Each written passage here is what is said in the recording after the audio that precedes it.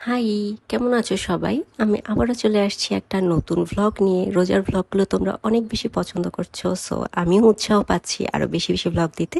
তাহলে দেরি না করে চলো শুরু করা যাক আজকের ভ্লগ। স্টার্ট। তোমরা যারা বিবাহিত আছো আর একা বাসা সামলাও, তাদের মধ্যে একটা জিনিস খুব কমন, সেটা হচ্ছে সবসময় সকালে উঠে এটা ভাবতে হয় যে আজকে কি রান্না করব। আর রোজার সময় উঠে আমার এটা ভাবতে হয়, সবারই এটা ভাবতে হয় যে আজকে ইফতারিতে কি বানাবো। তো ভাবতে ভাবতে ভাবলাম যে প্রতিদিন তো একই টাইপের ইফতারি খাই, আজকে একটু ডিফারেন্ট কিছু বানাই। তো সেটাই তোমাদের সাথে শেয়ার করবো যে কি বানাবো। আমি উঠেই বুট ভিজিয়ে রাখলাম, যেহেতু এটাকে সিদ্ধ করতে হবে, সিদ্ধ করার আগে ভেজাতে হয়। আর আমার আলুর চপ যেগুলো আমি প্রেপ করে রেখেছিলাম সেগুলো শেষ হয়ে গেছে, সো আজকে আমি আবার মিল প্রেপ করব।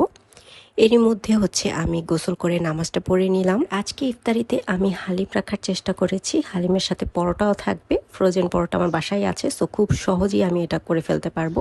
আর রাঁধুনির হালিম মিক্সটা দিয়ে কিন্তু হালিম রান্না করা অনেক বেশি ইজি। তো এই যে আমি ডালগুলো ভিজিয়ে রেখেছি, আর মেনহোয়াইল আমি গরুর মাংসটা প্রিপেয়ার করে নিচ্ছি। সাথে দুটো ডিমও সিদ্ধ দিয়ে দিয়েছি, কারণ ডিমটা খুবই দরকার আমাদের হেলথের জন্য। এরপরে পেঁয়াজ বেরেস্তা ভেজে নিয়েছি, কারণ হালিমের সাথে পেঁয়াজ বেরেস্তা না হলে আসলে চলে না। তো এখন বাজে মূলত 5টার মতো, আমার হালিম প্রায় হয়ে এসেছে। আর আজকে ইফতারিটা খুবই ইজি ছিল, আমি অল্প কিছু ভাজাভুজি, ফল আর সাথে এই হালিম আর পরোটাটা রেখেছি। এতে করে আমার খুব বেশি কষ্ট হয়নি। এর মধ্যে আমি ছাদে গেছিলাম কাপড় আনতে, দেখি যে আমাদের যে গোলাপ গাছটা আছে সেটা খুব সুন্দর একটা ফুল ফুটেছে। এটা 2-3 দিনেই ঝরে পড়বে, তাই আমি নিজেই নিয়ে আসলাম, এনে সুন্দর সাজিয়ে রাখলাম। আমার ফুল দেখলে সবসময় সাজিয়ে রাখতে ইচ্ছে করে যে এই ফুলগুলো অনেক দিন থাকুক, বা যদিও ফুল তো আর বেশি দিন থাকে না, তাজা ফুলগুলো।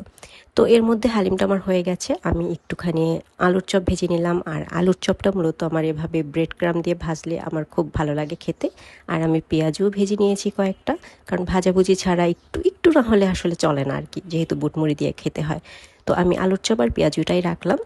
আর এখন বাজে 5:45টার মতো, আমি গরম গরম পরোটাটাও ভেজে নিলাম, যেহেতু একটু পরেই ইফতারি আজান দিবে।